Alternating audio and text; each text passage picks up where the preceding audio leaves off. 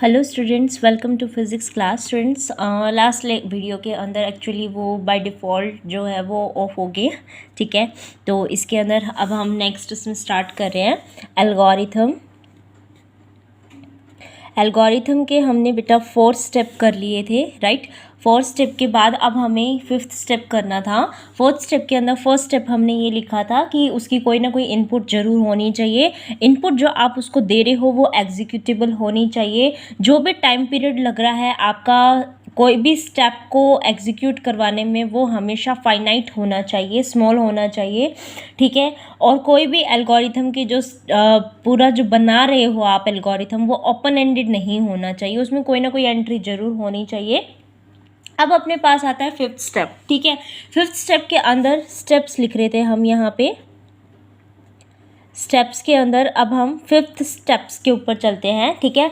अब देखो, कोई भी अगर आपने उसमें एंट्री की है अगर, ठीक है, तो आपको पता है कि कोई भी वैल्यू डाल रहे हैं तो वो हमारी एग्जीक्यूट होने के बाद आउटपुट ज़रूर दिखानी चाहिए, ठीक है। जैसे हमने कोई भी चीज़ किया कि ए बी से बड़ा है, हमने इसकी वैल्यू भी दी कि ये 5 है और ये 6 है। अगर ये हमारे पास ये अगर सेटिस्फाई नहीं हो रहा तो वो 6 को प्रिंट करवाए तो आउटपुट तो ज़रूर मिले ना उसके बाद, ठीक है। यानी कि कोई भी चीज़ आपने करी है, कोई भी स्टेप्स लिए हैं, तो स्टेप्स के बाद में वो आउटपुट ज़रूर देगा, ठीक है।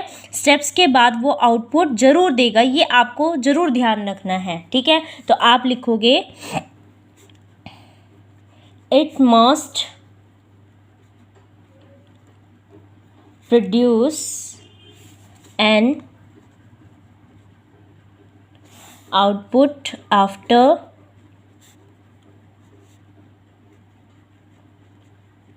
एग्जीक्यूशन ऑफ द स्टेप्स, ठीक है। फिर सीधा नंबर डाल दूँ कि स्टेप्स के बाद फिर 6 स्टेप के ऊपर चल रहे थे, ठीक है। 6 स्टेप इसके अंदर क्या बन सकता है कि जो लैंग्वेज हम लेके चल रहे हैं वो बिल्कुल इंग्लिश लाइक लैंग्वेज होनी चाहिए, बिल्कुल ईजी होनी चाहिए, ठीक है। तो आप लिखो it should be written in a very simple language like plain English, ठीक है। बिल्कुल इसी उसमें होनी चाहिए, ठीक है। अब देखो, ये हमारा पूरा टोटल कंप्लीट हो गया है। अब यही इतने ही स्टेप्स लिखने हैं बेटा आपको, इसके कैरेक्टरिस्टिक्स की लिखने थे ना, कैरेक्टरिस्टिक्स उसमें लिख रहे थे, तो उसके 6 स्टेप्स हो गए आपके, ठीक है। तो अब इसके अंदर देखो, आपको एल्गोरिथम बनाना सिखा देती हूँ मैं, ठीक है। एल्गोरिथम बनाना सिखा देती हूँ, तो एग्जाम्पल लिख लीजिए फर्स्ट, इसी से डाल देती हूँ ना एग्जाम्पल। सपोज आपको फर्स्ट एग्जाम्पल दे रही हूँ मैं, ठीक है, कि आपको सम करना है 2 नंबर का, सम ऑफ 2 नंबर्स, ठीक है। तो क्या क्या स्टेप्स होने चाहिए बेटा इसके अंदर, आप अपने माइंड से पूछ के देखो क्या क्या स्टेप होने चाहिए। सबसे पहले आपको कोई भी 2 नंबर ले रहे हो तो हम पहले ए और बी अल्फ़ाबेट ले लेते हैं जिसमें वो वैल्यू देगा, ठीक है। तो मैंने ए और बी दे दिए, उनसे फिर मैं मांगूंगी कि भाई इन दोनों की इनपुट करो, फिर किसी तीसरे में इनकी वैल्यू को इंस्टॉल करवाऊंगी सम करवा के, और उस चीज़ को क्या कर दूंगी मैं अपने डिस्प्ले करवा दूंगी, ठीक है। तो वो डिस्प्ले करवाने के बाद प्रोसेस को एंड भी करवाना पड़ेगा, तो हमें स्टॉप भी लिखना पड़ेगा, ठीक है। तो देखो स्टेप्स क्या क्या होंगे। फर्स्ट स्टेप के अंदर इसके अंदर क्या रहेगा, input the value of first number, ठीक है, या input first number as A, ऐसे लिख लो, पूरा प्रॉपर वे में लिख लो, ठीक है। ऐसे लिख लो, input first number as A. Second के अंदर लिखा है input second number as B, हमने तीनों वैल्यू ले ली, ठीक है। थर्ड स्टेप के अंदर हमें कैलकुलेट करना होगा उसका सम, ठीक है, ए प्लस बी का, और किसी तीसरे में उसकी वैल्यू को स्टोर करवाएंगे। स्टोर करवाने के बाद उसको डिस्प्ले करवाएंगे। ठीक है, तो यहाँ होएगा calculate their sum as C is equal to A plus B. Fourth step में जिसमें सी के अंदर इन दोनों के सम की वैल्यू को स्टोर करवाया है हमने, उसको डिस्प्ले करवा दो, डिस्प्ले सी। और फिर लास्ट में ये लाइन भूलना मत लिखने के लिए, कौन सी line, terminate the process, terminate the process. ठीक है, तो ये आपका किसके लिए हो गया, सम ऑफ टू नंबर्स के लिए। ठीक है, तो अब मैंने आपको पीछे दो नंबर के बीच से ग्रेटेस्ट निकालने के लिए तो बता दिया था, अब मैं 3 का एग्जाम्पल करवा देती हूँ। ठीक है, सेकंड एग्जाम्पल है आपका फाइंड ग्रेटेस्ट अमंग 3 नंबर। तो ग्रेटेस्ट अमंग 3 नंबर अगर है तो बेटा आपको इनपुट तो लेनी पड़ेगी ए बी सी 3 नंबर की। ठीक है, मैंने आपको बताया था पहले ए और बी को वेरीफाई करेंगे, जो आएगा उसको तीसरे से करेंगे, फिर उसके अंदर से जो आएगा उसको प्रिंट करवा देंगे। राइट, यही था। तो इसको लिखिए, फर्स्ट स्टेप इसके अंदर रहेगा input numbers A B and C. Second क्या रहेगा, कंडीशन लगानी पड़ेगी, if A is greater than equal to B then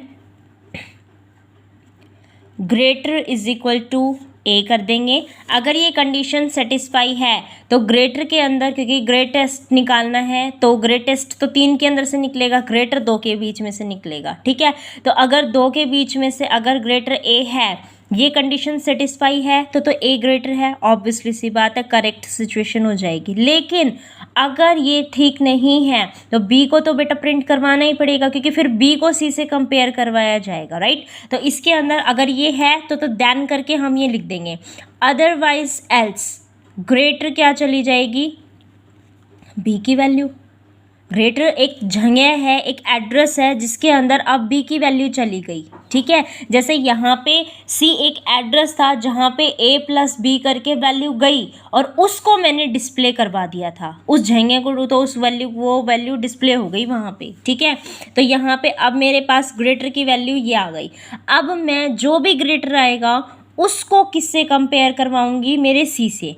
ठीक है, तो हमने करवाया if greater is equal to C, greater is greater than equal to C, then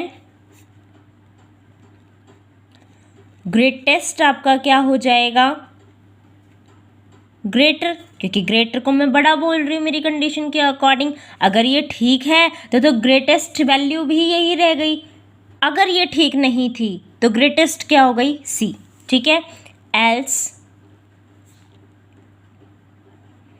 greatest is equal to C.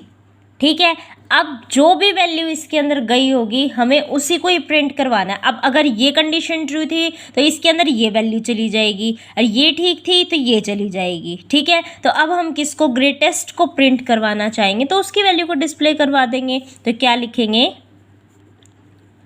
Display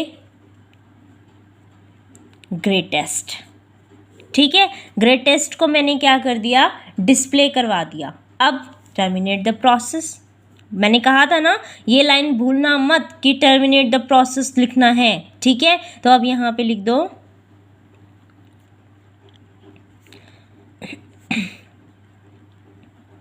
terminate the process. ठीक है, तो यहाँ पे आपके ये वाले हो गए हैं। एक और भी आता है वैसे तो आपका एग्जाम में। अच्छा, अगर मैं यूं कह दूं आपको कि आपको एरिया ऑफ द सर्कल निकालना है विद रेडियस आर, फिर कैसे निकालोगे, area of circle with radius R के लिए अगर मैं आपको बोलूं फिर कैसे निकालोगे, तो आप क्या कहोगे कि मैम एरिया ऑफ सर्कल तो पाई आर स्क्वायर होता है, पाई तो एक कांस्टेंट है, हम क्या करेंगे आर की वैल्यू को ले लेंगे, फिर एरिया ए के अंदर असाइन कर देंगे value of pi R square, फिर एरिया को प्रिंट करवा देंगे यानी कि डिस्प्ले करवा देंगे, और इसको डिस्प्ले करवाने के बाद हम क्या करेंगे टर्मिनेट द प्रोसेस कर देंगे। इससे क्या होगा कि जो हमारा एरिया था वो पूरा कैलकुलेट आर की वैल्यू के साथ हम कर चुके हैं, और उसको वो क्या करवा देगा डिस्प्ले करवा देगा, और वो हमारा पूरा कंप्लीट होके स्टॉप हो जाएगी प्रोसेस, टर्मिनेट द प्रोसेस करते ही, है ना।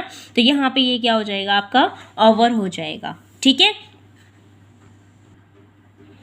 अब हमें लास्ट एग्जाम्पल करना है, ठीक है, बहुत इम्पॉर्टेंट है, वो पेपर में भी पूछा जाता है, बहुत ज़्यादा इम्पॉर्टेंट है, उसी अकॉर्डिंग उसको बहुत अच्छे से ध्यान में रख के करना, ठीक है। क्या है आपका नेक्स्ट एग्जाम्पल करवा रही हूँ मैं, तो नेक्स्ट एग्जाम्पल देख लो आपका इसके अंदर, find roots of quadratic equation. कैसे लिखते बेटा हम क्वाड्रेटिक इक्वेशन, ए एक्स का स्क्वायर प्लस में बी एक्स प्लस में सी, ठीक है, यही होती है हमारी क्वाड्रेटिक इक्वेशन, है ना, यही होती है ना। देखो अब इसके अंदर अगर हमें रूट फाइंड आउट करने हैं, ठीक है, इसके अंदर अगर हमें रूट फाइंड आउट करने हैं बेटा हम कैसे करते हैं, हमें पता है इसका फॉर्मूला क्या लगता है, कौन सा लगता है बताओ, माइनस के B plus minus under the root of B square minus में 4ac अपॉन में 2a, यही फॉर्मूला अपना लगता है ना क्वाड्रेटिक इक्वेशन को सॉल्व करने के लिए। और ये बी स्क्वायर माइनस में 4ac ये क्या होता है डिस्क्रिमिनेंट होता है, क्या होता है डिस्क्रिमिनेंट होता है, ये क्या होते हैं रूट्स निकलते हैं इससे, ठीक है, दो रूट्स निकलते हैं इससे हमारे, एक तो हम बोल सकते हैं माइनस बी प्लस वाला ये सारा सिस्टम, और एक माइनस बी माइनस वाला सारा सिस्टम, ये दो रूट्स बोल सकते हैं। अगर यहाँ पे कोई वैल्यू ये पूरा का पूरा हमारा ज़ीरो के इक्वल आ रहा है तो भी कोई दिक्कत की मतलब अगर ये हमारा कोई उसमें नहीं है, लेकिन ये हमारा ज़ीरो के इक्वल आ गया तो हमारा मतलब जैसे इमेजनरी नहीं आएगा, ठीक है, क्योंकि अगर ये ज़ीरो की, क्योंकि अगर बी स्क्वायर बड़ा हो गया 4ac तो पॉजिटिव रूट निकलेंगे, ये तो आपको पता ही है, ठीक है। ये दोनों इक्वल हो गए तो ज़ीरो के इक्वल आ जाएगा तो भी रूट्स रियल उसमें रहेंगे, मतलब कोई दिक्कत नहीं आएगी इसके अंदर, ठीक है। दोनों roots minus B plus upon में 2a मतलब रियल दोनों के दोनों इक्वल रह जाएंगे, ठीक है। अगर ये बड़ी हो गई तो एक पॉजिटिव और नेगेटिव में मतलब सब्ट्रैक्ट वो करके मतलब रियल तो रूट्स आएंगे लेकिन डिस्टिंक्ट रूट्स आएंगे। लेकिन अगर बी स्क्वायर की वैल्यू कम हो गई और 4ac की ज़्यादा होगी यानी कि नेगेटिव में रिजल्ट चला गया, यानी कि डिस्क्रिमिनेंट आपका नेगेटिव हो गया, तो आप क्या कह रहे हो वहाँ पे जो रूट्स निकलेंगे वो इमेजनरी निकलेंगे। यही तीन सिचुएशन होती है ना अपनी जब आप इनको करते हैं। तो अगर ये तीन सिचुएशन इसके अंदर होती है तो हमें प्रोग्राम बनाने में भी तो यही तीन सिचुएशन ही लिखनी पड़ेंगी। कौन कौन सी, एक बार तो वो इक्वल रूट्स वाला, रियल अनइक्वल रूट्स, और एक बारी रूट्स आपके इमेजनरी, कंडीशन ही यही है, तीन यही निकल सकती हैं। तो ये तीनों स्टार्ट कैसे करें, इसको स्टार्ट करने के लिए तो ABC की वैल्यू चाहिए होगी तो लेंगे उससे और फिर क्या करेंगे अपने प्रॉब्लम को सॉल्व करवाएंगे। तो इसका मतलब यहाँ क्या लिखेंगे कि भैया इनपुट दो हमें, किसकी, तीनों वैल्यू की इनपुट दो, ठीक है। फिर उसके बाद मेरी सारी चीज़ें तो किस पे डिपेंड करगी, डिस्क्रिमिनेंट पे डिपेंड करगी। डिस्क्रिमिनेंट मेरा पॉजिटिव है, नेगेटिव है या ज़ीरो है। अगर डिस्क्रिमिनेंट नेगेटिव है तो इसका मतलब क्या है, ये इमेजनरी है। अगर डिस्क्रिमिनेंट मेरा पॉजिटिव है तो ये रियल रूट और डिस्टिंक्ट रूट देंगे। डिस्क्रिमिनेंट मेरा ज़ीरो आ गया तो रूट्स मेरे दोनों के दोनों रियल ही रह जाएंगे और इक्वल रह जाएंगे। तो इस सारी चीज़ इस पर डिपेंड है। तो डिस्क्रिमिनेंट की वैल्यू कितनी है, क्या रूट के साथ होता है, नो बेटा, only B square minus 4ac is the discriminant, ठीक है। तो आप यहाँ पे डिस्क्रिमिनेंट की वैल्यू इनपुट करवा दो कि डिस्क्रिमिनेंट की वैल्यू अपनी कितनी हो जाएगी, बी स्क्वायर माइनस में 4ac, ठीक है। बी स्क्वायर माइनस में 4ac की वैल्यू हमने डिस्क्रिमिनेंट में स्टोर करवा दी, ठीक है। अब आप अपने तीसरे स्टेप के अंदर क्या करेंगे, इसकी कंडीशन लगा देते हैं, ठीक है। एक एक कंडीशन लगाएंगे अब, ठीक है। तीन कंडीशन है तो तीनों की एक एक लगा देंगे, ठीक है। तो if discriminant is less than zero, ठीक है, अगर डिस्क्रिमिनेंट लेस देन ज़ीरो है, ठीक है, तो क्या कंडीशन रहेगी, देन रूट्स आर इमेजनरी। ठीक है, रूट्स कैसे हो जाएंगे, इमेजनरी हो जाएंगे। एंड इफ करके हमें तीसरी कंडीशन देनी पड़ेगी, एंड इफ करके हमें नेक्स्ट कंडीशन देनी पड़ेगी कि if discriminant is equal to zero. ठीक है, अगर डिस्क्रिमिनेंट हमारा ज़ीरो के इक्वल हो गया then write roots are real and equal. हमारे रूट्स क्या हो जाएंगे, रियल और इक्वल हो जाएंगे। ठीक है, तो हम उसको किस में करते हैं, अपने, फिर अगर ये दोनों इक्वल आ गया तो डिस्क्रिमिनेंट तो ज़ीरो ही हो गया, तो अपने पास जो ये वाली सिचुएशन बचती है ना b/2a वाली माइनस b/2a, वो अपनी x1 हो जाएगी, और जितना x1 वही उतना ही x2 भी हो जाएगा। ठीक है, तो यहाँ से मैं x1 रूट मान के चलती हूँ, ये किसके इक्वल हो जाएगा, स्मॉल लेके चल रहे हैं ना हम, तो माइनस के b/2a, माइनस के b/2a, तो राइट करवा देते हैं या display right roots are x1। ठीक है, फिर एंड इफ नेक्स्ट के अंदर, इसके अंदर क्या रहेगा कि if discriminant is greater than zero. अच्छा, आप पूरा उसमें लिख ही रहे हो तो इसके अंदर टर्मिनेट द प्रोसेस लिख दो या स्टॉप करके लिख दो, किसी भी तरीके से आप इसको कर सकते हो। ठीक है, प्रॉपर वे इसका आपको यही उसमें होगा कि इफ रूट्स आर इमेजनरी, इस तरीके से लिख के यहाँ आप स्टॉप लिख देना। ठीक है, स्टॉप, और फिर एंड इफ, फिर डिस्क्रिमिनेंट अगर, क्योंकि ये ख़त्म ही हो गया तो सारी चीज़ें इमेजनरी उसमें आ गई। ठीक है, और इमेजनरी को हम आगे सॉल्व नहीं करते हैं, राइट बेटा। तो अगर ये डिस्क्रिमिनेंट ज़ीरो के इक्वल हो गया तो रूट्स रियल और इक्वल आ जाएंगे, और इसको करके फिर हमें क्या करवाना है, ये करवा देंगे, ये इसकी वैल्यू को क्या करवा देगा, इस तरीके से भाई वैल्यू को प्रिंट करवा देगा, यहाँ स्टॉप कर देंगे, और एंड इफ। ठीक है, कि इफ़ की जो कंडीशन थी वो अपनी एंड हो गई है। ठीक है, इसका मतलब ये है इफ़ डिस्क्रिमिनेंट अगर ज़ीरो से बड़ा है तो आप क्या लिखोगे कि write roots are real and unequal. ठीक है, और अगर वो अनइक्वल है तो इसका मतलब पहले तो इक्वल थे तो x1 ही एक ही रूट उसमें आ जाएगा और दोनों उसी के इक्वल हो जाएंगे। लेकिन अगर अब अनइक्वल है तो x1 और x2 दो रूट्स बताने पड़ेंगे। आप इसको r1 r2 भी ले सकते हो, क्या कर सकते हो, r1 और r2 भी इसको बता सकते हो। तो x1 की वैल्यू कितनी हो गई, माइनस के b प्लस में अंडर द रूट ऑफ किसका, डिस्क्रिमिनेंट की वैल्यू का, डिवाइडेड बाय 2a। ठीक है, और r2 या x2 की वैल्यू कितनी हो गई, माइनस के b minus under the root of कितना आपका डिस्क्रिमिनेंट।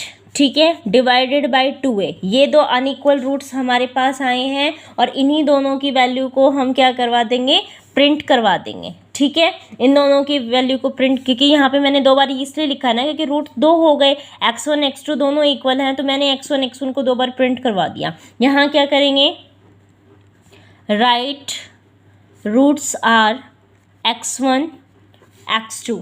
ठीक है, इसको स्टॉप कर देंगे और यहाँ लिखेंगे एंड इफ, कि भाई ये पूरा का पूरा कंप्लीट हो गया, और फिर बाद में आप इसको टर्मिनेट द प्रोसेस बताना चाहो तो बता दो, नहीं तो यहाँ पे हम उसका स्टॉप करे ही जा रहे हैं। ठीक है, तो ये अपना क्या हो गया बेटा, पूरा कंप्लीट हो गया। आपका मोस्ट इम्पॉर्टेंट एल्गोरिथम है ये वाला। ठीक है, मोस्ट इम्पॉर्टेंट एल्गोरिथम है ये वाला। ठीक है, ये पेपर में आता है क्योंकि क्वाड्रेटिक इक्वेशन आप हमेशा से पढ़ते आ रहे हो, तो वो ज़रूर देता है कि क्वाड्रेटिक इक्वेशन के जो आपका पूरा वो बनता है, फ्लो एल्गोरिथम बनता है, वो क्या बनता है उसको बताओ। ठीक है, तो ये आपका एल्गोरिथम है, इसको अच्छे से करिएगा। Thank you so much. और बच्चे जिसने भी चैनल सब्सक्राइब नहीं किया हुआ है, चैनल को सब्सक्राइब भी कर दे। ठीक है, और अपने फ्रेंड सर्कल में भी इसको शेयर करें। Thank you for watching this video.